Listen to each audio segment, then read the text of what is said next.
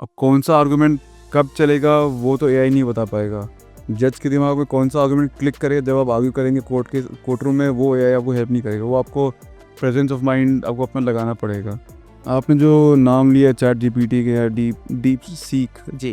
या जो भी नाम है इसका, आई थिंक इसमें एक आपको एक लेवल तक, जैसे आपने सही बोला, बेसिक ड्राफ्टिंग ही दे पाएंगे, फॉर्मेट ही दे पाएंगे। जी। I don't think an AI would be able to assist that. AI can just give you a platform foundation of draft और ड्राफ्टिंग। यहाँ पे एआई का बहुत अच्छा इस्तेमाल हो सकता है कि कौन सा केस कितने समय से लंबित है और उस पे उस किस केस को ज़्यादा प्रायोरिटी देनी चाहिए। नया कृष्ण बंसल के सामने हुआ था, देयर वाज अ क्लाइंट वो appeared through VC and I think date लंबा डेट मिला था या कुछ। I think she was speaking या he was speaking and that person was out of India, और वो आई थिंक थोड़े अपशब्द बोल दिए। Former chief justice DY Chandrachud ने ये कहा था कि technology is a tool not a जज। तो हमारे साथ हैं आज के गेस्ट एडवोकेट वैभव मिश्रा।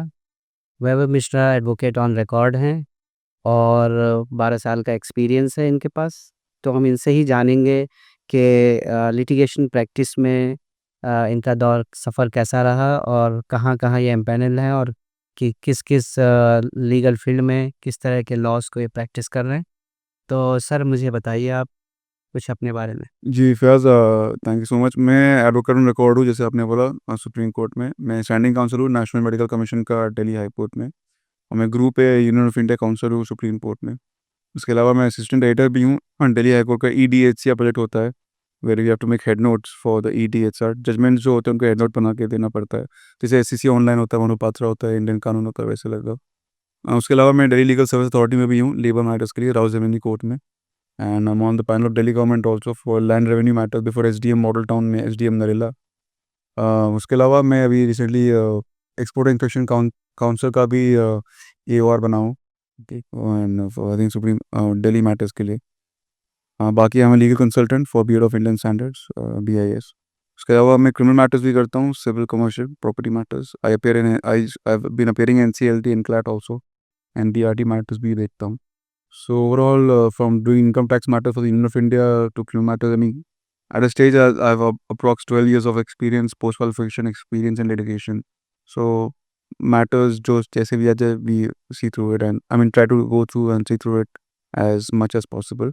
मैंने लॉ कैंपस लॉ सेंटर से किया, द यूनिवर्सिटी लॉ फैकल्टी से 2013 में। उससे पहले जाकिर हुसैन कॉलेज से भी कॉमर्स किया था।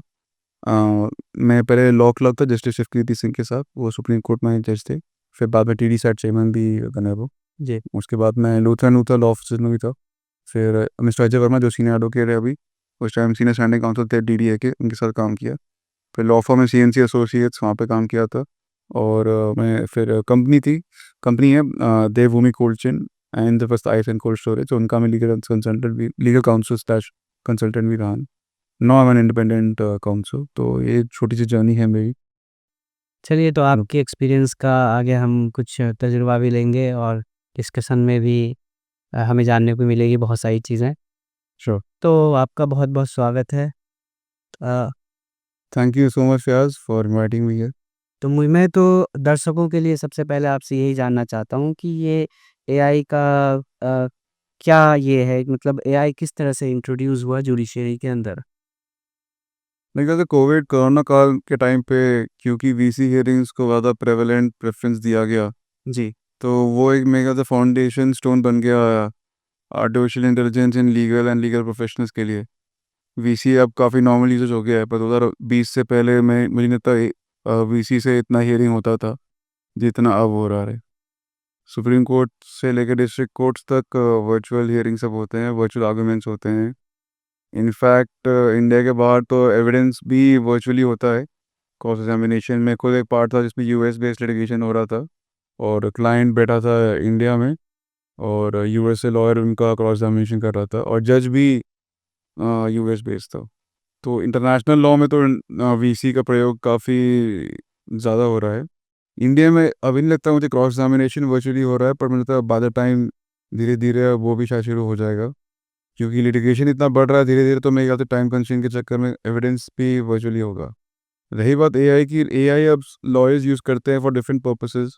एआई मतलब इन द सेंस कि ड्राफ्टिंग के लिए हेल्प करेंगे, कैसे ड्राफ्ट करना चाहिए, petitions, legal notices, suits, replies.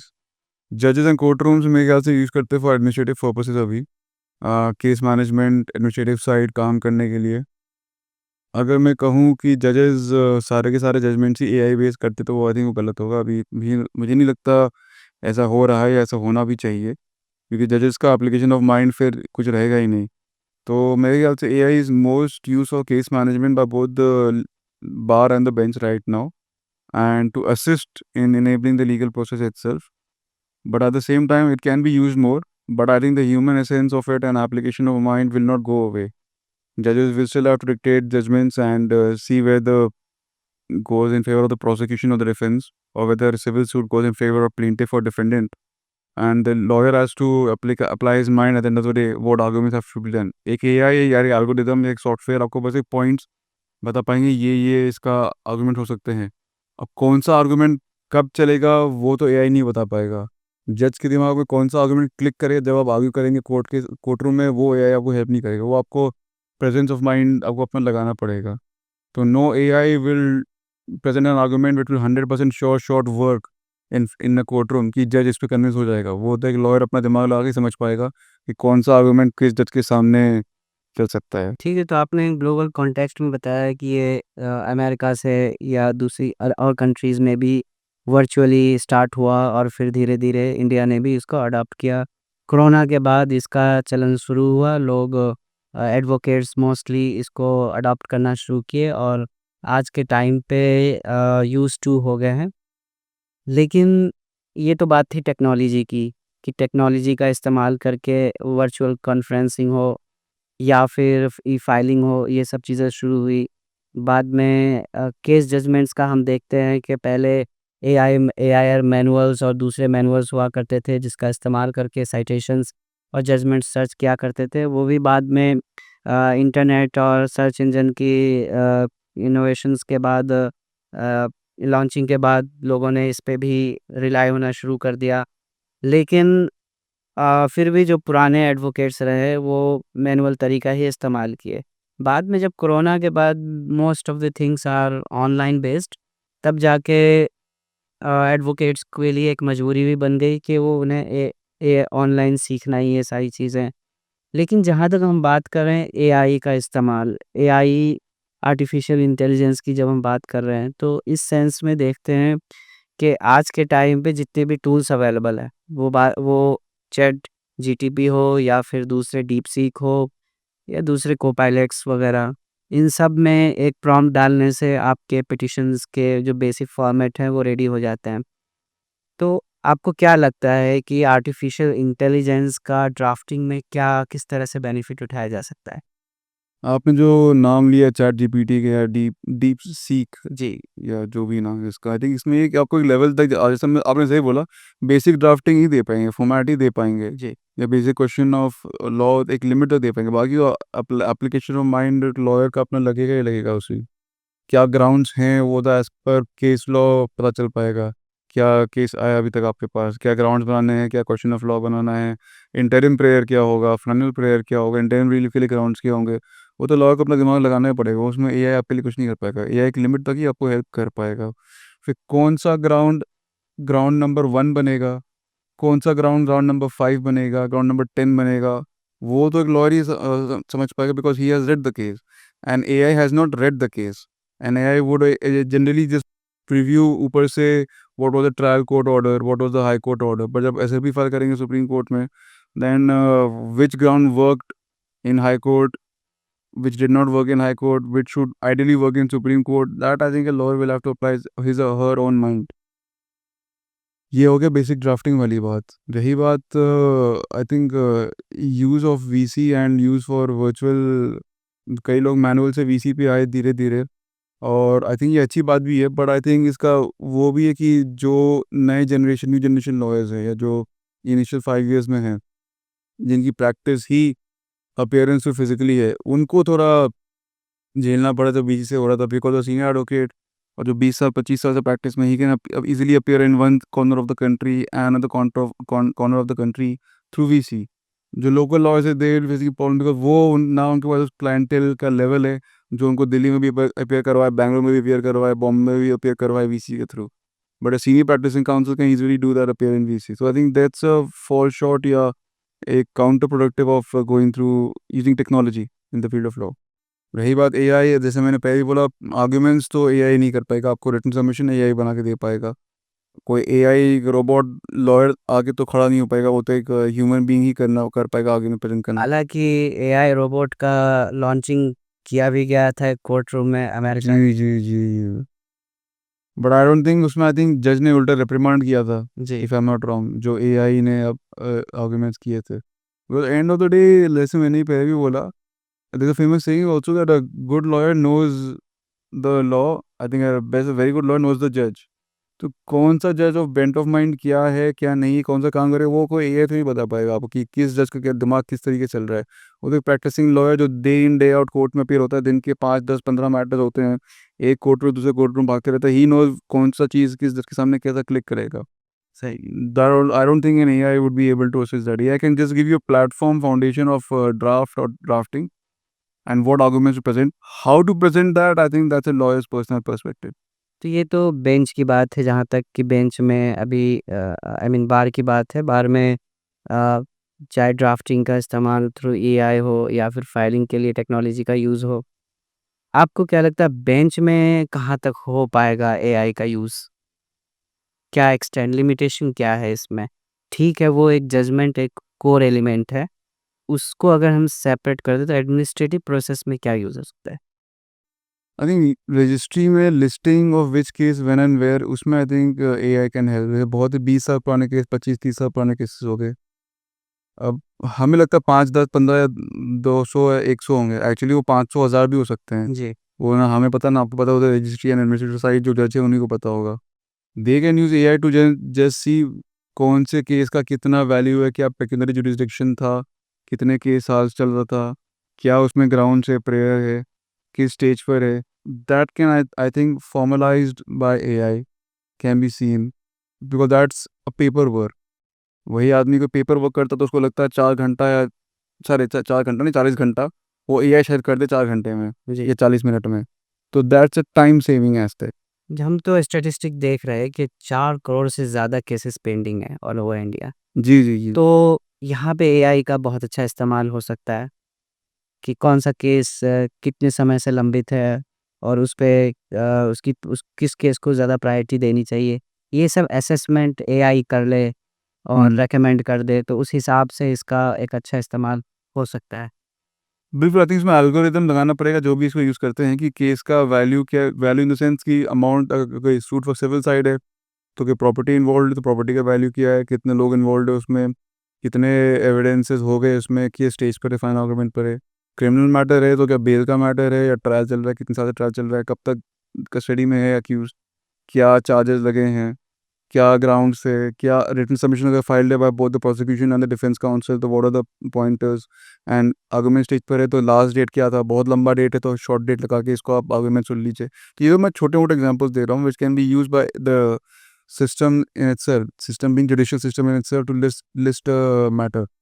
दूसरी चीज़ में एक बात तो जैसे बोलना चाहता था कि कई लोग वीसी पे आ रहे हैं या कई लोग इस्तेमाल कर रहे हैं धीरे फिजिकल अपीयरेंस फिजिकल अपीयरेंस, धीरे धीरे अडॉप्ट कर. But I think it's a good thing अगर वो यूज़ कर रहे हैं AI को या VC को अपीयरेंस के लिए, बिकॉज दैट सेव्स टाइम कि मैं अगर एक फ्लिप साइड भी कि एक यंग लॉयर की अपीयरेंस कम होगी क्योंकि सीनियर लॉयर किसी और शहर से अपीयर हो रहा है. But I think it helps also because जिसको शायद टिकट लेके, फ्लाइट लेके, ट्रेन लेके जाना पड़ता, कोई भी काउंसलर को एक इंपॉर्टेंट केस है वो अब मिस नहीं कर सकता उस केस को, वो VC से अपीयर हो सकता है. मैं दिल्ली बैठ के ही सुबह रोहिणी कोर्ट में अपीयर हो सकता हूँ VC, शाम को या दोपहर को मैं तीसाई में भी अपीयर हो सकता हूँ, और बाय 3 PM 3:30 PM में द्वारका कोर्ट में अपीयर हो सकता हूँ. लेकिन एक इशू जो कि क्रिमिनल ट्रायल में देखने को मिलता है, एक बार अक्यूज़ बेल पे रिलीज़ हो जाए तो उसे हर महीने डेट्स पे फिजिकल अपीयरेंस देना ही देना है। मोस्ट ऑफ द केसेस में यही हो रहा है। वो एग्ज़ाम नहीं करते, हाई कोर्ट के भी ऑर्डर हैं, दिल्ली हाई कोर्ट के भी दिल्ली के लिए कि फिजिकल अपीयरेंस ज़रूरी है। आफ्टर कोरोना भी फिजिकल अपीयरेंस के लिए टर्न हो गए थे। इवन के जब कोरोना था तो ऑनलाइन अपीयरेंस वैलिड था उन लोगों के लिए। लेकिन क्या आपको नहीं लगता कि वो जो फिजिकल अपीयरेंस की बात है क्रिमिनल ट्रायल में अक्यूज्ड के लिए, उनके लिए भी वीसी का प्रोविज़न होना चाहिए? आई थिंक वो चार्ज पे डिपेंड करता है, सेक्शंस क्या लगेंगे। आई थिंक 138 केसेस में अभी अभी वीसी पे अपीयरेंस चल रहा है। सेक्शन पे डिपेंड करता है। एंड आई थिंक अगर रेगुलर बेल पे बाहर है अक्यूज, तो वो कंडीशंस क्या, अगर रिगरस कंडीशंस हैं तब तो आई थिंक वीसी पे भी अपीयरेंस चलेगा नहीं।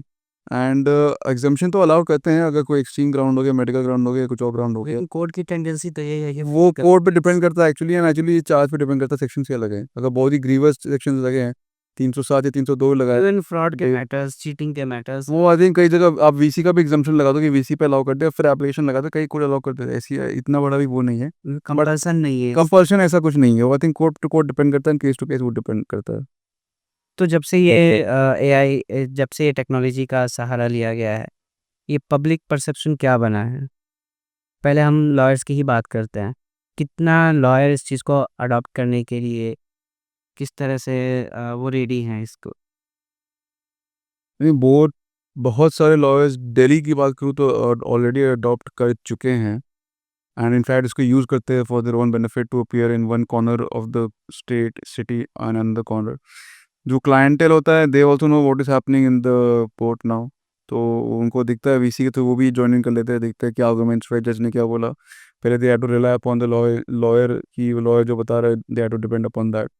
सो वो ट्रांसपेरेंसी अब आ गई है। अब कोई किसी को बहला फुसला नहीं सकता कि मैं तो आया था या नहीं आया था। Client can also see and lawyers can also use it to their advantage. So I think it works and lot of people have adopted this, both the lawyers and clientele को तो एक्सेस मिल रहा है। वही client को एक बार शायद line लगा के खड़ा होना पड़ता कोर्ट के बाहर पास बनाने के लिए, अंदर घुसने के लिए, जी। उसको वीसी से आप आराम से देख सकते हैं। तो क्लाइंट की सुविधा भी बढ़ गई है। तो ये किस हद तक सिक्योर है ऑनलाइन का ये हाँ, टेक्नोलॉजी? ये अच्छा सवाल है कि मैं एक्चुअली ये बोलने वाला था। अच्छा हुआ आपने ये सवाल पूछ लिया कि इसे एग्जांपल था। आई थिंक जैसे नैना कृष्ण बंसल के सामने हुआ था। देयर वाज अ क्लाइंट वो appeared through VC and I think date, लंबा डेट मिला था या कुछ। I think she was speaking या he was speaking and that person was out of India. और वो आई थिंक थोड़े अपशब्द बोल दिए वीसी के through. Okay. And then that person I think was summoned and the passport was, the external ministry was told to check into her passport and confiscate if required, जितना मुझे भी याद आ रहा है। But this was an example की misuse by client, कि आपको मतलब एक्सेस मिल रहा है तो ये नहीं आप कुछ भी अड़बड़ बोल देंगे, अनाप शनाप बोल ये देंगे। चीज़ कोरोना टाइम पे भी हुआ था। कोरोना टाइम पे तो बहुत हुआ था, उसके बाद कम हो गया था, पर बीच बीच में भी इंसिडेंट्स हो रहे हैं। कई बार लॉयर्स भी ढंग से बिहेव नहीं करते वीसी के थ्रू, जी। प्रॉपर डेकोरम मेंटेन नहीं करते, कपड़े ढंग से नहीं करते। मतलब कई बार होता है। एक बार तो यार मुझे झाड़ पड़ गई थी, मैं जल्दी में था। आई थिंक मैंने बैंड लगाना मैं खुद ही भूल गया था, तो मैं चुनना पड़ गया बैंड लगाया। तो फिर भागो, मुझे लगा कि दोबारा फिर अपॉलिज करके दोबारा फिर आना पड़ा। ये छोटी छोटी चीज़ें हैं। I think they have to be maintain by both the clientele and the lawyer appearing में लोग। ठीक है, तो ये हम बार और बेंच की बात रही। लेकिन अगर हम बात करें लॉ स्टूडेंट की, जो अपकमिंग जनरेशन है और उन्हें भी आगे टेक्नोलॉजी में ही काम रहना है और काम करना है। लेकिन एजुकेशन के टाइम पे जहाँ चीज़ें मैनुअल है, रिसर्च लीगल रिसर्च मैनुअल है, वहाँ पे एआई जैसी चीज़ों का आना, उनके लिए आंसर स्क्रिप्ट एआई जनरेटेड हो जाना, उनके लिए एक बेसिक प्रैक्टिसिंग के लिए ड्राफ्टिंग का प्रॉम्प्ट डालते ही जनरेट हो जाना। तो आपको क्या लगता है कि वो किस हद तक वो बेनिफिट उठा पाएँगे? इसका नुकसान क्या हो सकता है? आई थिंक रिसर्च वाली बात तो मैं एक्चुअली पहले भी इस पे, अच्छा याद दिला दिया आपने, बोलना चाहता था ये कि पेपर सेविंग काफ़ी होता है इस पे। मैं अगर नोट बना रहा हूँ, रिसर्च कर रहा हूँ, जजमेंट में फोटोकॉपी बना रहा हूँ, वो सब बच रहा है। अब मैं एसएससी ऑनलाइन कर सकता हूँ, मनु पात्रा पे ऑनलाइन वर्जन है, इंडियन कानून का भी ऑनलाइन वर्जन, उसको जजमेंट यूज़ कर सकता हूँ, पढ़ सकता हूँ। I don't need to get a physical copy of that. Lot of paper saving exercise being done by AI and by information IT cells being used by the lawyer या interns या students. So they don't need to go through। किताब पढ़ने वाली बात, law commentary पढ़ने वाली बात, वो तो लाइब्रेरी तक आपको स्पेंड करना ही पड़ेगा। उसमें there is no two ways about it. वो कोई एआई आपको समझा नहीं पाएगा। या तो आप इतने अच्छे स्टूडेंट हो कि जो आपने पढ़ लिया वो आपको याद हो गया तुरंत, एंड वो अपने अपने दिमाग में इम्प्रिंट भी हो गया। कई होते हैं जो पढ़ पढ़ के लिख लिख के नोट्स बनाते हैं, वो उनके लिए असर पड़ता है। वो to each person is own, वो अलग तरीका हर किसी का अपना होता है। But I think there is a good thing कि जो रिसर्च करने में जो फ़ोटोकॉपीज़ होते थे या फाइलिंग के टाइम जो फ़ोटोकॉपीज़ बनते थे या पेपर ज़्यादा पेपर है होता था, तो आप एक तरीके पेपर वर्क बचा रहे हो अपना, और ज़्यादा पेपर वेस्ट नहीं हो रहा है। पर रिसर्च के लिए होता upcoming generation I would suggest कि read as much judgment as possible. Online तो पढ़ेंगे ही पढ़ेंगे, जैसे एसएससी बोला मैंने, अनुपात्र वो इंडियन कानून बोला, उसके अलावा फिजिकल लाइब्रेरी तक आपको बैठना ही पड़ेगा, किताब पढ़ना ही पड़ेगा, उसमें there are no two ways about it. So it does help, but I don't think anyone should totally rely upon online researches and online judgments. If you do not find a judgment online, then of course you will have to go physically in a library and find judgments. But even if you are finding judgments online, just go and do additional research. Additional research में आपको कुछ नुकसान तो होगा नहीं, अगर वैसे भी टाइम है आपके पास किसी केस के लिए या किसी मैटर के लिए लाइब्रेरी जाके वर्क कर सके तो। ओवरऑल अगर हम इंडिया की बात करें तो कितने परसेंट तक कोर्ट्स ने ई-फाइलिंग एंड वीसी का जो चलन है अपना लिया है? सुप्रीम कोर्ट ने तो काफ़ी हद तक अपना लिया है, may be as an AOR filing, e filing तरीके से ही करते हैं हम लोग। एंड आप देखेंगे लॉयर्स भी ज़्यादातर आईपैड यूज़ करते हैं, सुप्रीम कोर्ट, हाई कोर्ट, तो इवन डिस्ट्रिक्ट कोर्ट में भी आईपैड यूज़ होता है, तो they don't take bulk of files या बैग्स ऑफ फाइल्स फिर निकाल निकाल के, तो टाइम बचता है। तो ई फाइलिंग से आप जजेस भी दे यूज़ द कंप्यूटर या जो iPad, I think computer they have, तो दे क्विकली, एंड वो जो डॉक्यूमेंट्स है जो फाइल्ड है दे आर वो all book marked, and I think क्या तो बोलते हैं जिससे वो तुरंत आप यू कैन कंट्रोल एफ करके कोई भी वर्ड यूज़ कर सर्च कर सकते हैं। वो अभी शब्द भूल रहा हूँ मैं, पर वो भी आसानी से आप you can search any document, any statement in a document. So, and similarly, the same can be done by lawyer also who presents his case before a court. He can use his iPad and argue rather than use paperwork and files. So, this is now being done not only in Supreme Court, actually, it is in Delhi High Court also. And I think it's being done in other charter courts also, if I'm not wrong, Calcutta, Bombay, and Madras. Okay. So, district courts का, I think district courts की अभी उतना adaptability नहीं हुई है VC के, तो Delhi and district court में तो हुआ है। बहुत सारे शहर जो अर्बन शहर है उनकी डिस्ट्रिक्ट कोर्ट्स आसपास ऑब्वियसली आई थिंक असर पड़ा ही होगा। रूरल में रूरल में अभी भी एप्लीकेबिलिटी में अभी I think time, I think वो this is not more of a question of non application, I think more of a question of lack of funds या लैक ऑफ रिसोर्सेज या allocation of fund. अब बिहार के एक कोने में या UP के कोने में आप सोचेंगे कि वीसी हो, ऑफ कोर्स वहाँ का एडिशनल डीजे एडीजे सेशन जैसे पूछेंगे तो ऑफ कोर्स हाँ ही बोलेंगे, पर वो फंड्स है क्या वो करने का? लॉयर्स भी कोई क्यों मना करेगा लगाने से? आई थिंक वो funds and resources, lack of that would also be an issue, वरना कोई क्यों मना करे? जब high court supreme court adopt कर सकता है तो, एंड दिल्ली डिस्ट्रिक्ट कोर्ट अडॉप्ट कर सकते हैं, तो रूरल एरिया तो अडॉप्ट कर ही सकते हैं। तो आपको ऑलमोस्ट 11-12 साल का एक्सपीरियंस है इस लीगल फील्ड में और दिल्ली के अंदर है कि आपने प्रैक्टिस की है। तो आपको क्या लगता है कि एडमिनिस्ट्रेटिव प्रोसेस में क्या सजेशन आप दे सकते हैं? टेक्नोलॉजी अडॉप्ट करें और कुछ जो इनकन्वीनिएंट प्रोसीजर्स हैं, उनको कन्वीनिएंट बनाएँ बाय यूजिंग टेक्नोलॉजीज़। जैसे आपने बोला मैंने 11-12 साल का ही एक्सपीरियंस है, I don't think I am in a position to give this big of a opinion to the anything that you find chief justice of Delhi high court या chief justice of supreme court, but I just give from whatever little knowledge I have. I think VC should be there. It should be there in all courts. There are some courts which I would say in Delhi also which take time in adapting. I mean VC तो चलता ही चलता है, but कई बार final arguments आप VC पे कर नहीं पाते हो। जी। कई बार जजेस भी इंक्लाइन होते हैं कि फिजिकली आगे कर लीजिए, कर आप कर सकते हैं, तो नहीं कर सकते, VC से करना है तो वो तो ठीक है। I think network issue is something which is a work in progress, उसके लिए ना तो कोई डिपार्टमेंट कुछ कर सकते हैं ना के ऊपर। कई बार नेटवर्क इशू रह जाता है, तो हम कुछ बोलना चाहते हैं तो बोलने में कहीं रह जाती है, तो इसलिए लोग जजेस प्रेफर करते हैं कि फिजिकली आगे कर लें तो बेहतर है। लॉयर्स भी फिजिकली ही प्रेफर करते हैं एक्चुअली, अगर करने का टाइम एनर्जी रिसोर्सेज है तो। Even criterias are directed by the court once जी, you join the piece. there's a decorum to be maintained once you join the VC also, but I think when connectivity issues है, I think that is to be looked into, but I think वो this is more of a technical issue कि connectivity हो ना सके। बाकी आई think मोर और less VC इन दिल्ली की बात करें तो डिस्ट्रिक्ट कोर्ट से लेकर सुप्रीम कोर्ट आई थिंक ठीक ही चल रहा है, ऐसी कोई I don't see a major issue, major hassle. एक इशू है जो उसमें को आप किसी को दोष नहीं दे सकते, मेरा सीनियर अगर किसी और वीसी के थ्रू अपीयर हो रहा है और मैं फिजिकली अपीयर हो रहा हूँ और मुझे उनको ब्रीफ कर चुका हूँ मैं, पर मुझे लग रहा है कोई पॉइंट वो ढंग से बोल नहीं पा रहे। जज ने कुछ पॉइंट पकड़ लिया और सीनियर कुछ और बोल रहे हैं, पर मुझे पता है क्या पूछ रहे हैं, क्या जवाब देना है। पर मैं फिजिकली वो वीसी पे या वो भी वीसी पे, मैं भी वीसी पे, मैं कहीं और बैठा हूँ, वो कहीं और बैठा, तो मैं उनको प्रॉम्प्ट कर नहीं पाऊंगा। कम्युनिकेशन ये ऐसी सिचुएशन में अगर जज परमिट करते हैं कि and I can just intervene, and कई बार जजेस अलाउ कर देते हैं, पर कई जजेस डू नॉट अप्रिशिएट कि अगर सीनियर खड़ा है आपका, तो आप मत बोलिए बीच में। जी। But I think if the जजेस adapt and understand excuse me कि जूनियर कहीं और है, सीनियर कहीं और है, then I think they give liberty. But अगर सब कुछ है तब फिर I think that's one small issue but not that big of an issue which I think can be considered and seen. चलिए, तो इसी बात से मैं इस प्रोग्राम को ही ख़त्म करता हूँ। Farmer chief justice D.Y.. Chandrachud ने ये कहा था कि technology is a tool not a जज। इसी बात को हम कंसीडर करते हुए इस प्रोग्राम को यहीं ख़त्म करते हैं। आपका बहुत-बहुत शुक्रिया। Thank you, thank you.